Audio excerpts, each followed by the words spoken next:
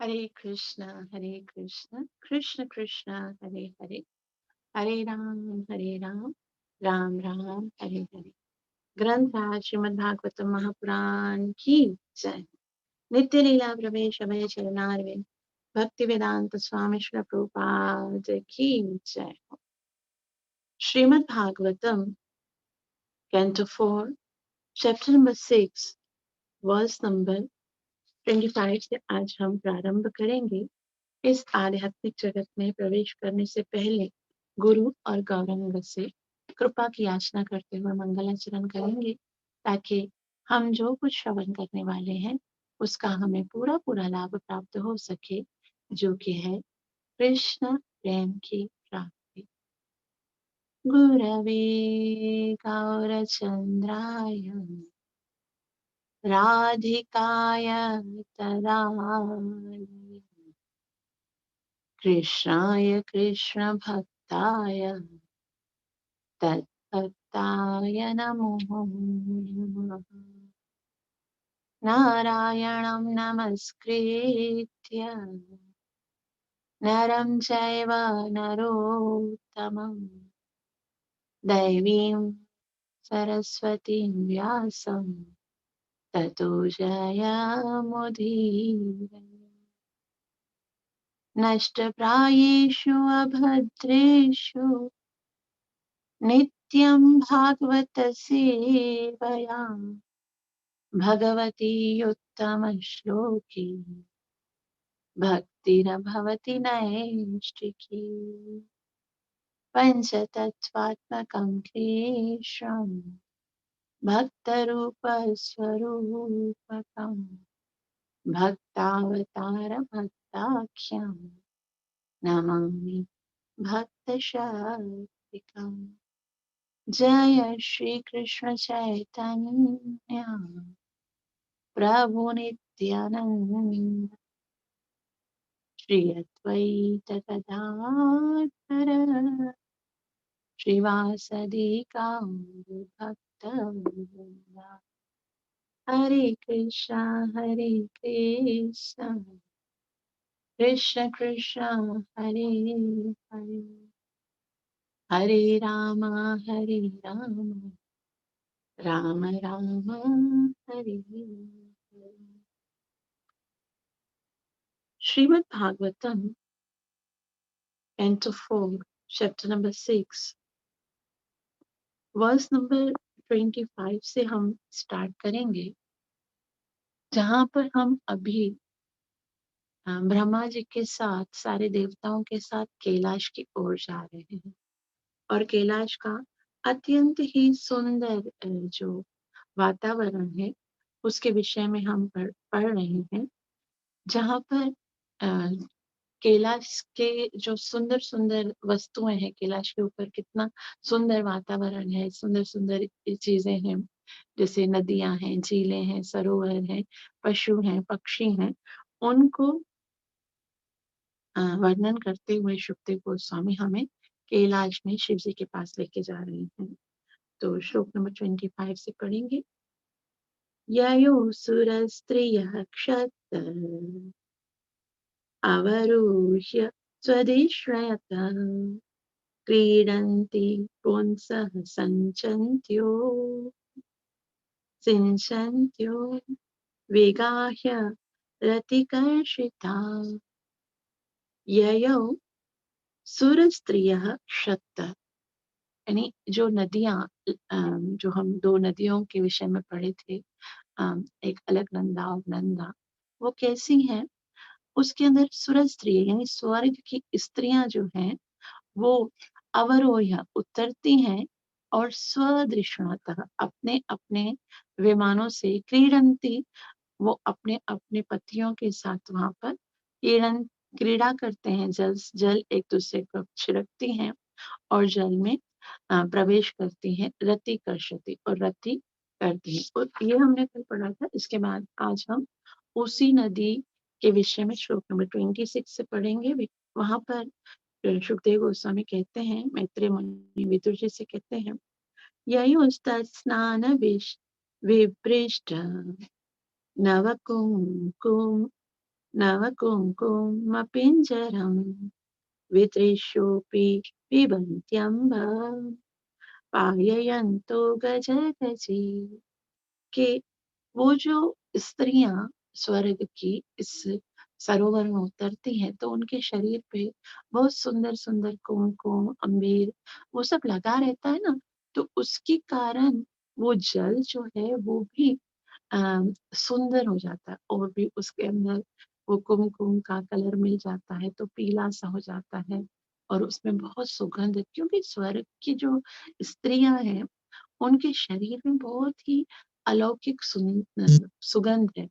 तो उस सुगंध के कारण वो जल सुंदर भी हो जाता है, सुगंधित भी हो जाता है और फिर क्या होता है वितृष्योपि पिबन्त वितृष्योपि यानी प्यासा तृष्णा कहते हैं प्यासे को और वितृष्ण मतलब प्यासा अगर नहीं भी होता हाथी वहां से गुजरता है पायेयन्तु गजह गजी गजा गजी यानी हाथी और हथनियां वहां से गुजरती हैं और वो नदियां इतनी आकर्षण करती हैं कि उनको प्यास भी नहीं लगी रहती फिर भी उनको लगता है वहां से पानी पीना चाहिए तो फिर वो पीना प्रारंभ करते हैं। अनुवाद स्वर्लोक की सुंदरियों द्वारा जल में स्नान करने के पश्चात उनके शरीर के कुमकुम के कारण वह जल पीला तथा सुगंधित हो जाता है।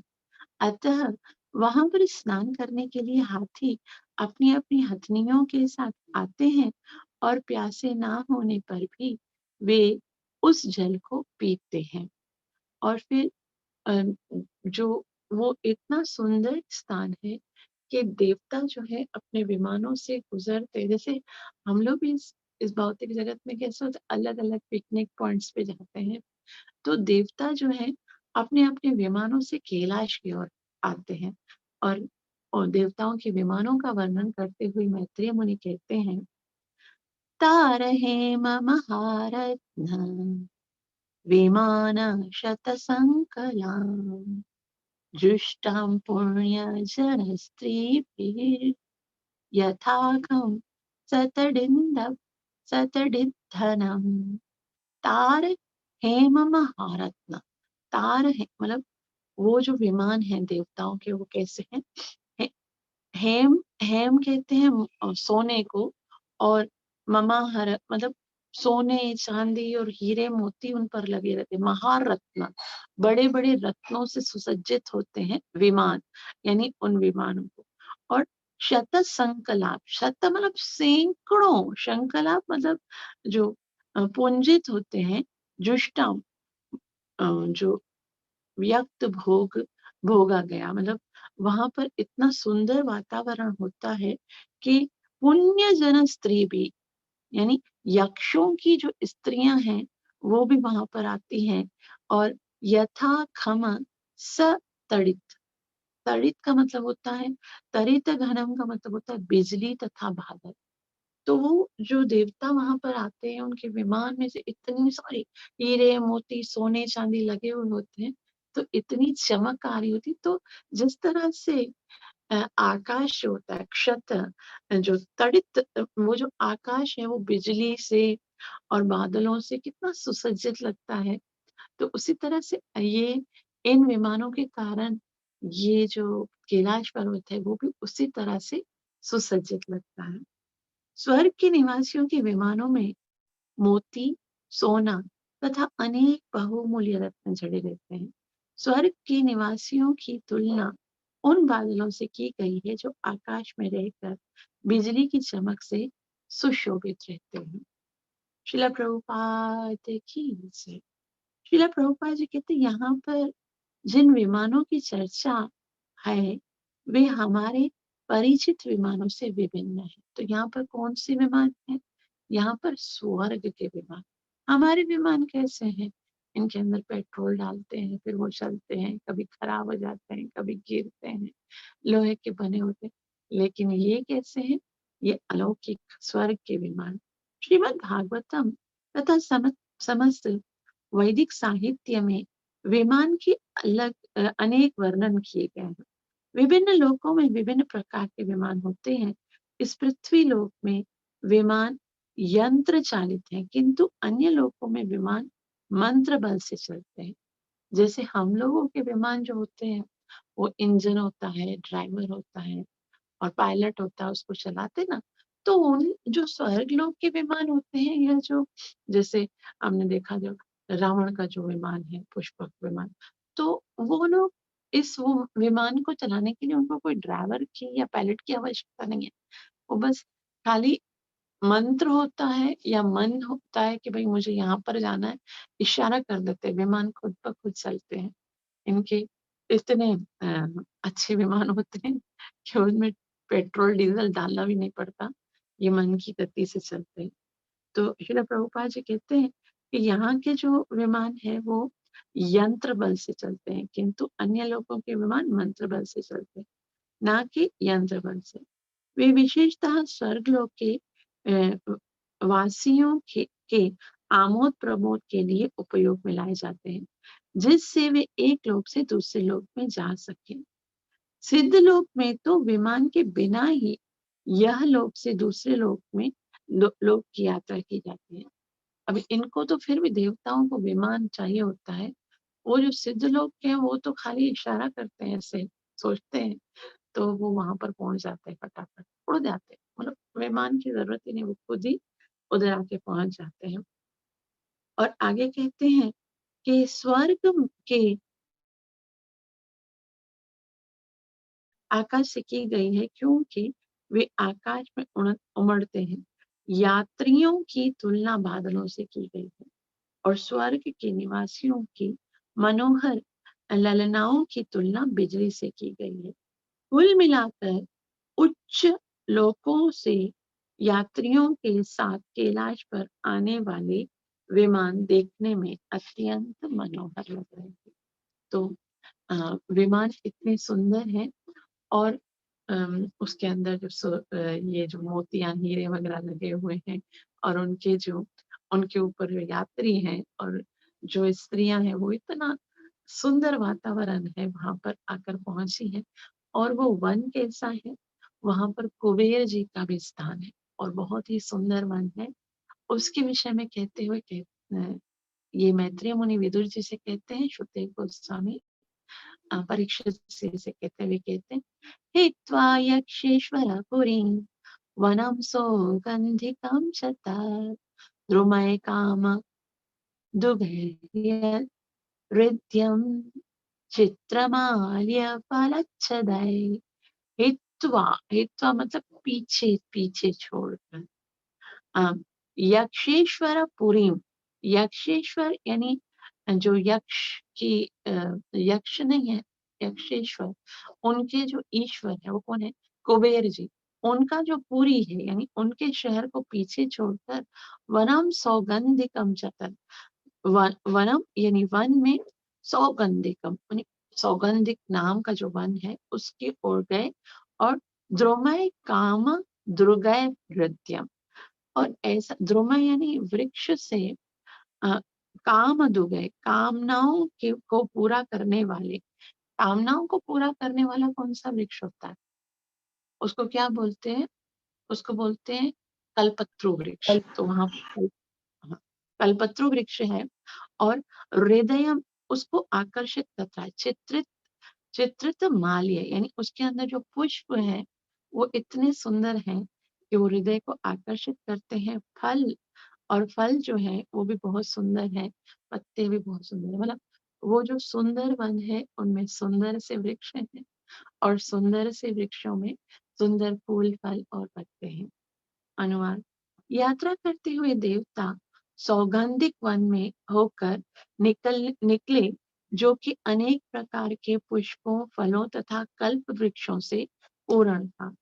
इस वन से जाते हुए उन्होंने यक्षेश्वर के प्रदेशों को भी देखा।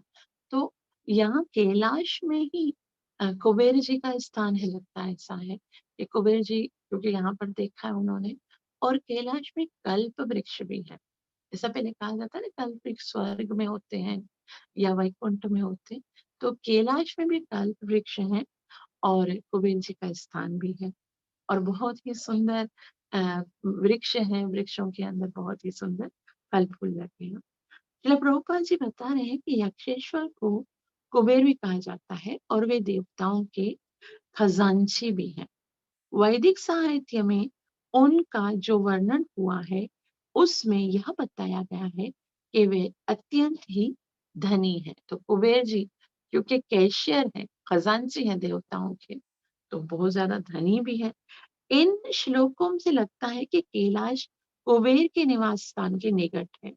यहाँ इसका भी उल्लेख है कि वन कल्प वृक्षों से पूरित था।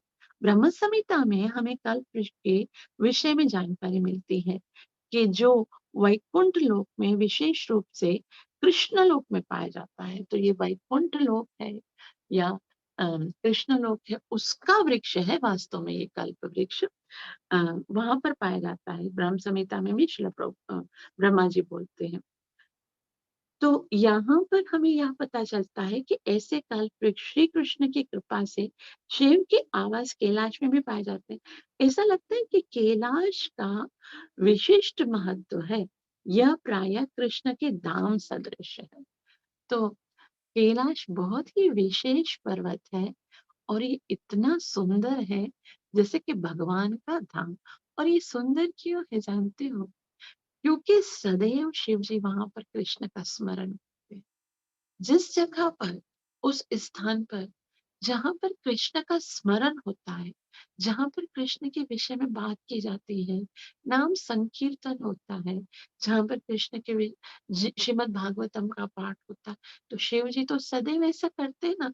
सारे वहां पर भक्त आते हैं और वहां पर शिव जी पार्वती को और समस्त जितने ऋषि मुनि है उनको कृष्ण कथा कहते हैं ना। तो जो स्थान भगवत कथा के लिए होता है ना, वो स्थान स्वतः इतना सुंदर हो जाता है। उसके अंदर दिखने में वो साधारण लगे भी, शिव जी का तो स्थान वैसे ही दिखने में भी बहुत सुंदर, लेकिन वो जगह जहाँ पर कथा होती है, जहाँ पर भगवत चर्चा होती है, दिखने में साधारण भी लगेगा फिर भी स्वर्ग लोक जैसा ऐश्वर्य। और वहां पर जाकर हमको ऐसा, कभी कभी ऐसा होता है ना, हम मंदिर में जाते हैं, कोई कोई मंदिर में इतना सुकून होता है, छोटा सा मंदिर होता है। और मेरा अपना एक्सपीरियंस है कि मैं जब भी है ना नरसिम्हा टेम्पल में जाती हूँ, इतना सुकून है वहां पर। एक अलौकिक ऐसा लगता है कि प्रभाव है वहां का, पता नहीं, ऐसा बहुत समय से बहुत सारे भक्तों ने आकर वहां पर साधना की है ना। तो इसके कारण जो है वहां का वातावरण ही एकदम ऐसा लगता है, सुकून आ जाता है बैठकर, इतना संतुष्टि होने लगती है। तो ऐसा ही जहाँ पर भक्त लोग भगवान की चर्चा करते हैं, वो स्थान साक्षात भगवान के स्थान के जैसा, भगवान के धाम के जैसा हो जाता है। आगे और वहां पर बहुत ही सुंदर सुंदर पक्षी हैं। उन पक्षियों का वर्णन करते हैं। वहां पर सुंदर सुंदर सरोवर है, सरोवर में बहुत सुंदर कमल है। उन सब का यहाँ पर वर्णन करते हुए कहते हैं, रक्त कंठ खगानिक स्वरमण्डित षट्पदं कलहंस कुलप्रेष्ठं करदण्डजलाशयं कंठ खगानी। रक्त जो उनका कंठ है वो लाल रंग का था, गर्दन। और खगानिक अनेक कक्ष, अनेक पक्षी हैं वहां पर, और उनका जो कंठ है वो लाल रंग का है। स्वर मंडित षटपदम, स्वर मीठा, इतना उनका स्वर मीठा है, जब वो बोलते हैं तो इतना अच्छा लगता है। और षटपदम, और वो भोरे से है, उनका रंग भी बहुत सुंदर है। और कलहंस, कलहंस कुल यानी हंसों के बहुत सारे झुंड है। छोटे छोटे पक्षी हैं लाल कंठ वाले, और हंस होते हैं ना जैसे स्वान, वो बड़े बड़े होते हैं व्हाइट कलर के, वो भी हैं। और उसके साथ साथ कला हंस कुल पृष्ठे अत्यंत ही प्रिय। और हरदंड, हरदंड मतलब कमल के बहुत ही सुंदर पुष्प हैं। वो कहाँ पर है? जलाशय। वहां पर जो जलाशय है वहां पर कमल के पुष्प हैं और वो बहुत ही सुंदर लगते हैं। उस नैसर्गिक वन में, नैसर्गिक मतलब ये प्राकृतिक है, किसी ने आर्टिफिशियल नहीं बनाया है। और उसमें अनेक पक्षी थे जिनकी गर्दन लाल रंग की थी और उनका कलवर भौरों के गुंजार से मिल रहा था। मतलब वो जो पक्षी जो है वो बोल रहे थे, तो ऐसा लग रहा था भौरे गुंजार कर रहे हैं। वहां से सरोवर शब्द करते हंसों के समूह तथा लंबे नाल वाले कमल पुष्प से सुशोभित थे। तो जो जलाशय थे वहां पर कमल थे और हंस थे और बाहर जो है बहुत सारे पक्षी थे। शिला प्रभुपाद जी कहते हैं सरोवरों के कारण वन की शोभा में चार चांद लग जाते। कोई ऐसे देखो हम भी देखते हैं ना, वन में जाते हैं, वन में जंगल होते हैं, वृक्ष होते हैं, फूल फल होते हैं, लेकिन वहां पर जब झील होती है, सरोवर होती है, तो वो कितनी प्यारी लगती है। बहुत ही शिला प्रभुपाद जी बोलते चार चांद लग जाते हैं। यहाँ यह बताया गया है कि सरोवर कमल पुष्पों तथा हंसों से सुशोभित थे। ये हंस क्रीड़ा कर रहे थे और पक्षियों तथा गुंजरित भंवरों के साथ साथ गा रहे थे। इन सब विशेषताओं से यह सहज ही अनुमान लगाया जा सकता है कि वह स्थान कितना रमणीक है। तो इतना सुंदर सरोवर, अभी हम लोग भी देखते ना, हमें पता होता है कि एक ऐसा स्थान है जैसे एक गार्डन है, वहां पर एक बहुत ही सुंदर सरोवर है, उसके अंदर कमल पुष्प है और वहां पर स्वान है, पक्षी है, पक्षी, तो सुन के लगता है कि देखना चाहिए कितना सुंदर होगा। और यहाँ पर तो कितना अलौकिक वातावरण है। और ये सब इसीलिए बता रहे हैं सुखदेव गोस्वामी, ताकि हमें पता चले कि शिव जी जिस स्थान पर रहते हैं वो कितना सुंदर स्थान है, कितना महत्वपूर्ण स्थान है। जैसे वो बोलते थे ना दक्ष प्रजापति कि मेरी बेटी को इसने रखा भी, कोई घर भी नहीं लेके दिया, यहाँ पर्वत के ऊपर बिठा दिया। तो ऐसा नहीं है, शिव जी ने उसको बहुत ही सुंदर और अलौकिक स्थान पे रखा था सती। तो यहाँ पर कहते अनुमान लगाया जा सकता है कि वह स्थान कितना रमणीक था। वहां से निकलने वाले देवता उस वातावरण में कितना सुख अनुभव कर रहे थे। इस पृथ्वी में मनुष्यों ने अनेक मार्ग तथा सुंदर स्थल निर्मित किए हैं, किंतु उनमें से कोई भी कैलाश के स्थलों से बढ़कर नहीं होगा, जैसा कि इन श्लोकों में वर्णन किया गया है। तो यहाँ पर बताया जा रहा है कि वो तो इतना स्थान है, कैसा तो हम सोच भी नहीं सकते। वैसे तो यहाँ पर भी लोग जो है वो बहुत अच्छे अच्छे अपने लिए घर स्थान बनाते हैं, लेकिन ये कैलाश जो है वो यूनिक है, उसके जैसा नहीं कोई हो सकता। आगे कहते हैं वन कुंजर संकष्ट हरिचंदन वायुना अधिपुण्य जनस्त्रीणाम् मुहुरुन् मुहुरुन् मथयन्मना वन कुंजर संक्ष। तो वन कुंजर यानी जंगली जो हाथी है, कुंजर कहते हैं हाथी को, वन मतलब जंगली। और वो कैसे हैं, अम, वो रगड़ा गया, मतलब वो जब वहां से गुजरते हैं तो हरी चंदन, चंदन के वृक्ष है वहां पर, और चंदन के वृक्ष पर जो हाथी है ना वो अपने आप को रगड़ते हैं। कभी कभी हाथी जो है वो इस तरह से चंदन के वृक्ष को ऐसे रगड़ते हैं। वायुना यानी और वो वहां पर वायु जो गुजर रही होती है, क्योंकि चंदन के वृक्ष से बहुत ही सुंदर सुगंध आती है। हरी चंदन वायुना, तो उस चंदन के वृक्ष पर जब हाथी अपने को रगड़ते हैं तो वो जो वायु के अंदर वो सुगंध सम्मिलित हो जाती है, और उस सुगंधित वायु वहां से गुजरती है तो इतना अच्छा लगता है। अधि पुण्य जन स्त्री राम, और फिर वहां पर बहुत सारी पुण्य जन स्त्रियां, मतलब यक्षों की पत्नियां आती हैं, या फिर है ना देवताओं जिन्होंने पुण्य किए हैं और ऐसी योनियां प्राप्त की हैं, उनको बोलते पुण्य जन। तो वहां पर जब स्त्रियां आती हैं और एक बार आती है उनको बहुत अच्छा लगता है, और मुहु मुहु बार बार आती रहती हैं।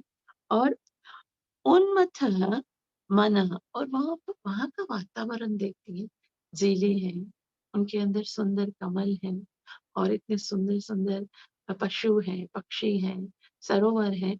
तो और उसके साथ साथ में वायु इतनी सुगंधित दे रही है, तो उसके कारण क्या होता है, जो ये पुण्यजनों की स्त्रियां होती हैं उनके मन विचलित होने लगते हैं।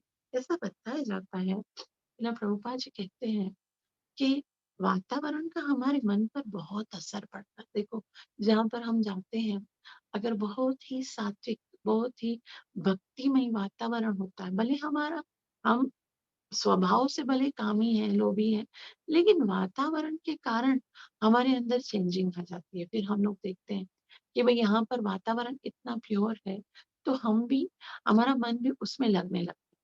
कहीं-कहीं वातावरण बहुत रजोगुणी होता है, जैसे होटल्स में, क्लब्स में, तो वहाँ पर जाकर भले हम सत्वगुणी भी होते हैं, फिर भी वो वातावरण हमको इफ़ेक्ट करता है।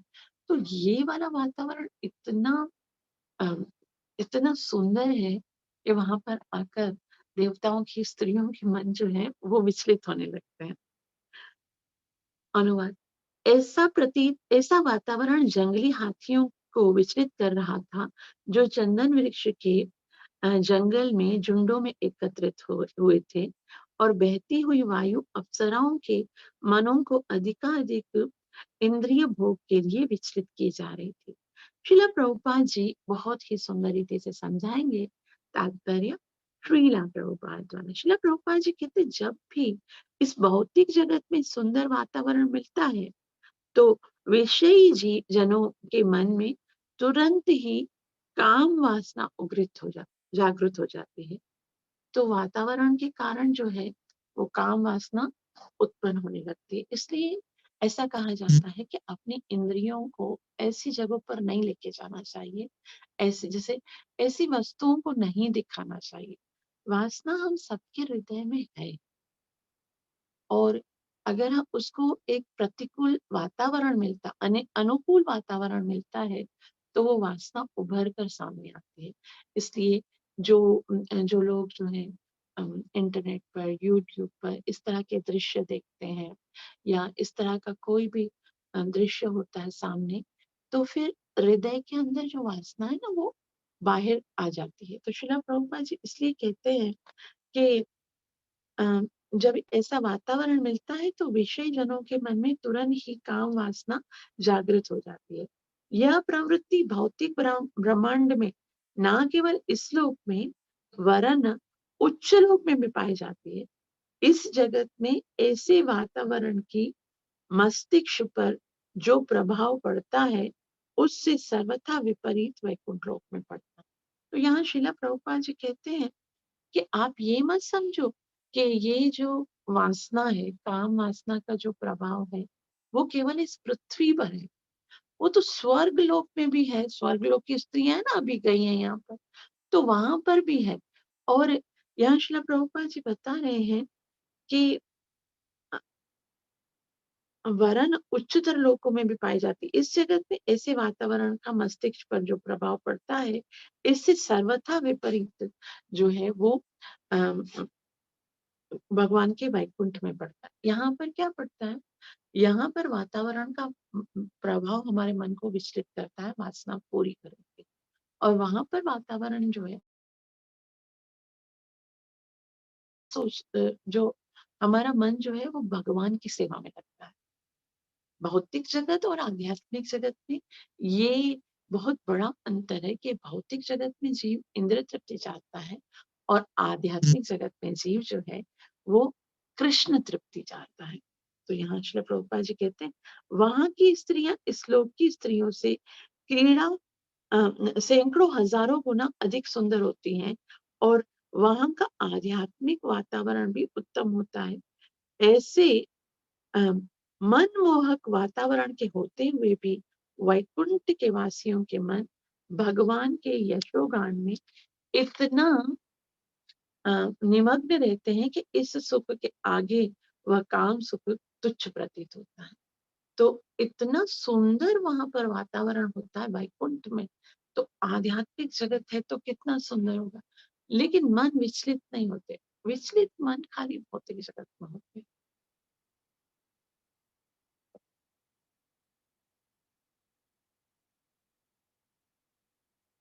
तो ऐसा क्यों? यहाँ पर क्यों होते हैं मन विचलित, और आध्यात्मिक जगत में क्यों नहीं होते? उसका उत्तर देते हुए शिला प्रभुपाद जी कहते हैं कि जो भौतिक जगत के समान आनंद की चरम अवस्था है, और दूसरे शब्दों में श्रेष्ठतर वातावरण तथा सुविधा होने पर भी वहाँ विषय जीवन का कोई प्रोत्साहन नहीं मिलता। जैसे श्रीमद् भगवद गीता 2.59 में क्या बताया गया है कि परम दृष्ट्वा निवर्तते, कि जब आध्यात्मिक आनंद का एक बार रस चख लेता है ना कोई, जीव का मन जो है वो सदैव विचलित रहता है, क्योंकि जीव जो है वो संतुष्टि चाहता है, प्रेम चाहता है।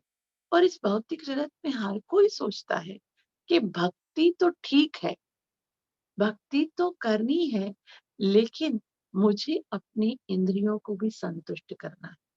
मुझे मुझे जो प्रेम की इच्छा है हृदय के अंदर, उसको भी पूरा करना है। इसीलिए हर कोई व्यक्ति एक व्यक्ति ढूंढता है जो मुझे प्यार करे या जिससे मैं प्यार। भगवान की भक्ति एक साइड है और प्रेम को वो एक साइड रखते हैं। इसीलिए कभी भी संतुष्ट नहीं होते। संतुष्टि कैसे मिलेगी? जब हम भगवान के साथ भगवान की भक्ति करके भगवान के चरणों से प्रेम करना शुरू करेंगे। ये बोलना बहुत आसान है, लेकिन अगर हम देखें तो हमको, क्योंकि ऐसा लगता है ना, एक नॉर्मल ऐसा होता है कि भौतिक जगत में जिससे हम प्यार करते हैं उससे हमको रेसिप्रोकेट में वैसा ही रिस्पॉन्स मिलता है ना। और हमको ऐसा लगता है कि भगवान से हम प्यार कर रहे हैं और भगवान जो है वो उस तरह से हमको रिस्पॉन्स नहीं देते जिस तरह से एक भौतिक जगत में प्रेमी देता है। लेकिन अगर हम इस बात को रियलाइज करें कि इस भौतिक जगत का प्रेमी हमको क्या दे सकता है और कृष्ण ने हमको क्या नहीं दिया है, हर वो इच्छा जो, अगर हम कृष्ण पर विश्वास करते हैं तो कृष्ण कहते हैं तुम्हारे योगक्षेम का मैं स्वयं वहन करूंगा, मैं हर समय तुम्हारी फिक्र करूंगा। अब देखो, भगवान हर समय हमारे साथ है, चाहे वो दिन हो, चाहे रात हो, चाहे सुबह हो, चाहे हम किसी भी योनि में हो, चाहे हम किसी भी स्थिति में हो, वो कभी नहीं छोड़ता। भौतिक जगत के प्रेमी क्या इतना हमारा साथ दे सकते हैं? नहीं दे सकते ना। लेकिन ये बात तब समझ में आती है जब हमको आध्यात्मिक टेस्ट आने लगता है। तो कहा गया है परम दृष्टवा निवर्तते, आध्यात्मिक दृष्टि से वहां के निवासी इतने उन्नत होते हैं कि ऐसी आध्यात्मिकता की उपस्थिति में विषयी जीवन तुच्छ लगता है। तो उनको लगता है ये विषय जीवन तो इतना बेकार है, उसके लिए क्यों परेशान है ये सब। आ, आगे कहते हैं वहां पर जो घाट है, वहां पर जो सीढ़ियां हैं, वहां पर जो वट वृक्ष हैं, उनके विषय में बताते हुए कहते हैं वे दूर्य कृत सोपान माप्य उत्पलमानिनी प्राप्तं कुम्भि प्राप्तं किमु किमुरुषः दृष्ट्वा त आरा ददृश ददृशो वटम् वैदुर्य कृत सोपान। वैदुर्य मतलब, वैदुर्य एक मणि है, उसके बने हुए सोपान है। वहां पर जो सीढ़ियां बनी हुई हैं वो वैदुर्य मणि से बनी हुई है। और वाप्य उत्पलामलि पला उत सॉरी वाप्य उत्पल मालिनी। उत्पल यानी कमल पुष्प जो है, मालिनी मतलब अ, पंक्तियों से युक्त, और कमल पुष्प के पंक्तियों से युक्त है। और उसके साथ साथ प्राप्त कुम पुरुष है, किम पुरुषों के द्वारा वो प्राप्त है। दृष्टवा थे, उन्होंने जब देवताओं ने देखा और वहां पर देखा कि निकट ही आराध दृष्टो दृष्टो वटम, वटम का मतलब होता है वट वृक्ष। तो उन्होंने इतना सुंदर वातावरण देखा, घाट पर हीरे मोती लगे हुए हैं और सीढ़ियां जो हैं वो भी बहुमूल्य रत्नों से बनी हुई हैं, और साथ साथ में वट वृक्ष भी। वट वृक्ष कैसे होते हैं? जो पीपल के वृक्ष हैं वो कैसे होते हैं? उनके अंदर बहुत सारे पत्ते होते हैं और वो बहुत सुंदर छांव देते हैं, और उनके ऊपर बहुत सारे पक्षी भी बैठे होते हैं अपने घोंसले बनाते हुए। अनुवाद देखिए, उन्होंने यह भी देखा कि नहाने के घाट तथा उनकी सीढ़ियां वैदूर्य मणि से बनी हुई है। जल कमल पुष्पों से भरा हुआ है। ऐसे झीलों से निकट जो जाते हुए देवता उस स्थान पर पहुंचे जहां एक वट वृक्ष था। तो अब उस वट वृक्ष पर पहुंचे हैं। वो वट वृक्ष कैसा है? जहां पर के शिव जी तपस्या करते हैं। उसकी महिमा बताते हुए कहते हैं, वे कहते हैं, योजन सह सयोजन शतोत्सेध पादो पादो न विटपायत पर्यङ्कृताचलच्छादौ पर्यङ्किताचलच्छायो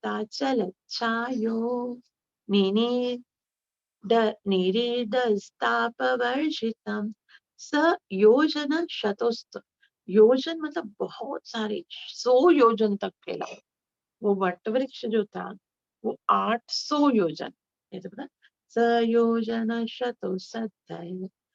तो 800 योजन तक वो बना हुआ है।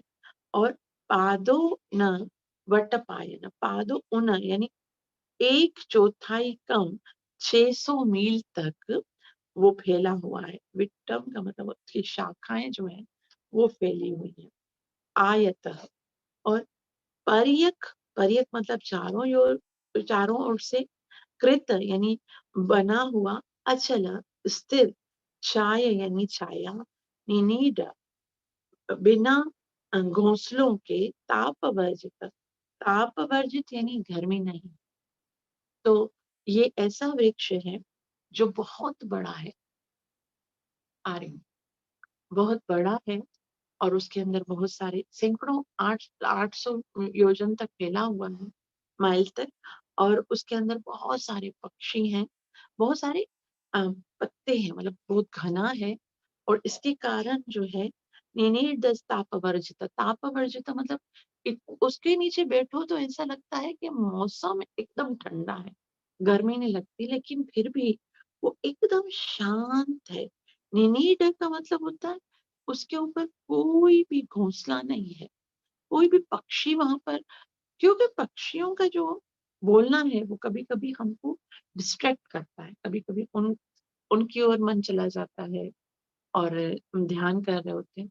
लेकिन शिव जी जिस वट वृक्ष पर बैठे हैं उसके विषय में कहते हैं, वह वट वृक्ष 800 मील 800 मील ऊंचा था। और उसकी शाखाएं उसकी शाखाएं चारों अ, और 600 मील तक फैली हुई थी। उसकी मनोहर छाया से समस्त शीतलता छाई हुई थी, तो भी पक्षियों की गूंज सुनाई नहीं पड़ रही थी। तो ऐसा वृक्ष है। श्रील प्रभुपाद जी कहते हैं, सामान्य रूप से प्रत्येक वृक्ष में पक्षियों के घोंसले रहा करते हैं और शाम को सारे पक्षी एकत्रित होकर शोर करते हैं। किंतु ऐसा लगता है कि इन वट वृक्षों में घोंसले ना थे, जिससे वह शांत थे, तथा शोर अथवा गर्मी ना होने पर यह स्थान ध्यान के लिए सर्वथा उपयुक्त था। तो ये यहाँ पर ना शोर है, ना गर्मी है, सुंदर वातावरण है और पक्षी भी नहीं है। तो रिलैक्स होकर यहाँ पर शिव जी ध्यान कर रहे हैं। तो अभी शिव जी के बहुत निकट पहुंच गए हैं। कल देवतागण जो है वो शिव जी को अ, उठाएंगे समाधि से और फिर उनसे प्रार्थना करेंगे, कृपया हमारे साथ चलिए। ये इतना बड़ा कांड हो गया है, दक्ष का जो यज्ञ है वो पूरा विध्वंस हो गया है। आप चलिए सबको ठीक कर दीजिए। तो उसको हम कल पढ़ेंगे। आप सबका बहुत बहुत आभार जो इतना प्रेम से श्रवण किया। मुझे आशीर्वाद दीजिए, मेरे लिए प्रार्थना अवश्य कीजिए कि मैं अपनी सेवा और साधना को अच्छे से कर सकूं। ग्रंथराज श्रीमद् भागवत महापुराण की जय। कलयुग आधार हरे कृष्ण महामंत्र की जय हो। जय लीला प्रवेश अभय चरणारविंद भक्ति वेदांत स्वामी श्री प्रभुपाद की जय। जय